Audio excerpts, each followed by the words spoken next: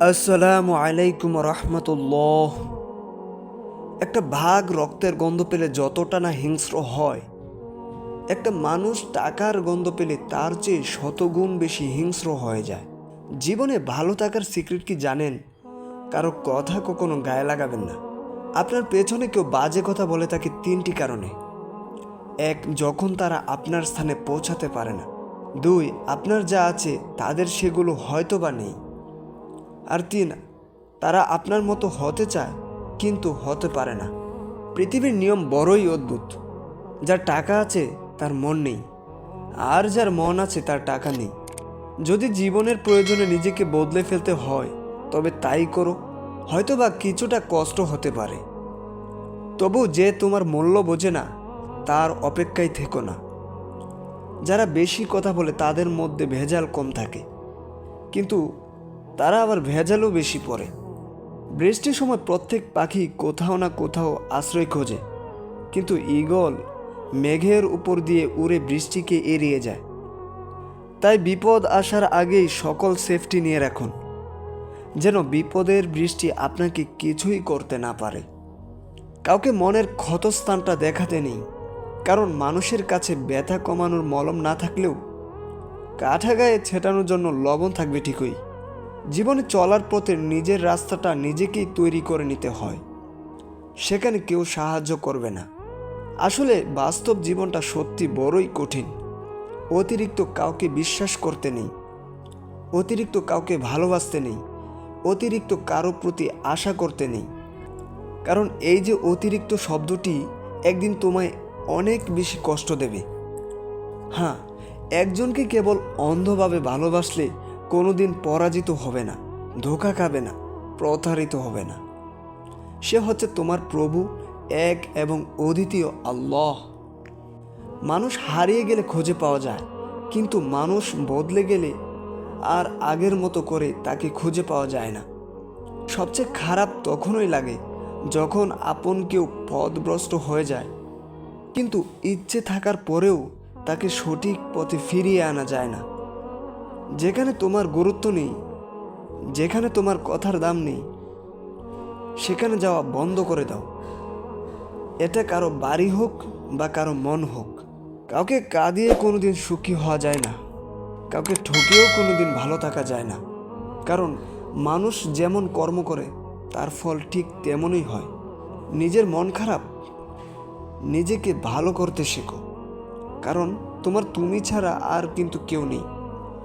সব বন্ধু পাশে থাকে না, কিছু বন্ধু সুযোগ নিতে কাছে আসে, আবার সব বন্ধু আপন হয় না। কিছু বন্ধু বিশ্বাসঘাতকতার মুখোশ পরে থাকে। যে ভালোবাসায় মানসিক শান্তি মেলে না, সে ভালোবাসায় বিচ্ছেদই ভালো। বুদ্ধিমান মানুষেরা কখনোই প্রতিশোধ নেয় না, তারা সঠিক সময়ের অপেক্ষা করে। আর তারা কি করছে সেটাও তারা ভালো করেই জানে। মান্যতা দেওয়া ভালো, ঠিক ততটুকুই যতটুকুতে নিজের মানহানি না হয়। সম্মান করা ভালো, তবে ততটুকুই যতটুকুতে নিজের আত্মসম্মান বজায় থাকে। আর গুরুত্ব দেওয়া ভালো, তবে ততটুকুই যতটুকুতে নিজের যোগ্যতা ছোট না হয়ে যায়। চুপচাপ থাকা মানুষগুলোকে কখনো দুর্বল ভাবা ঠিক নয়, কারণ তারা ভদ্রতা জানে বলেই চুপচাপ থাকে, আর এটাই তাদের পারিবারিক শিক্ষা। বেঈমান কখনো কাঁদে না, আর স্বার্থপর কখনোই কোনো স্মৃতি মনে রাখে না। মন ভালো থাকলে সব কিছু ভালো লাগে, আর মন খারাপ থাকলে ভালোটাও খারাপ লাগে, এবং এটাই হচ্ছে প্রকৃতির নিয়ম। তাই সাধ্যমতো চেষ্টা করবেন মন ভালো রাখার। সৃষ্টিকর্তার সান্নিধ্য মানুষের মন ভালো করে। তাই বেশি বেশি আল্লাহকে স্মরণ করুন, মন ভালো হয়ে যাবে।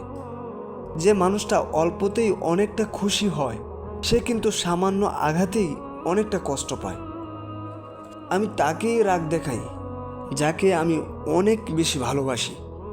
তাই কেউ যদি আপনার সাথে অভিমান কিংবা রাগ করে, তার সাথে উল্টো রাগ করবেন না, কারণ আপনার প্রতি তার ভালোবাসার একটি অনুভূতি আছে বলেই হয়তো রাগ করেছে। কিছু মানুষ একজন নির্দিষ্ট মানুষকে পাওয়ার জন্য প্রার্থনা করত, অথচ জীবনের পরিস্থিতি এমন হয়ে গিয়েছে সেই মানুষটি তাকে ভুলে যাওয়ার জন্য প্রার্থনা করে। কাকে বিশ্বাস করবেন? কিছু মানুষ তো চোখ মুছতে মুছতেও এখনো মিথ্যা কথা বলে। যতই কাছের মানুষ হোক, কারো কাছে মূল্যহীন হওয়ার আগেই নিজেকে সরিয়ে নেওয়াই হলো বুদ্ধিমানের কাজ। মানুষ তার জীবনের ভুলগুলো তখনই ঠিক বুঝতে পারে যখন একটি ভুলের কারণে জীবন থেকে অনেক অনেক বছর হারিয়ে ফেলে। একজন খারাপ ছাত্র একজন দক্ষ শিক্ষকের কাছ থেকে যা শিখতে পারে, তার চেয়েও একজন ভালো ছাত্র একজন খারাপ শিক্ষকের কাছ থেকে অনেক গুণ বেশি শিখতে পারে। তাই শিক্ষক বড় কথা নয়, আপনার শিখার ক্ষমতা বা ইচ্ছা কতটুকু রয়েছে সেটাই হলো বড় কথা।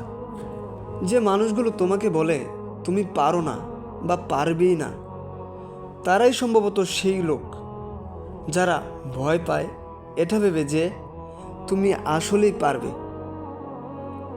তাই চেষ্টা চালিয়ে যান, আল্লাহর প্রতি ভরসা রাখুন, জীবনকে ভালোবাসুন, আল্লাহকে ভালোবাসুন।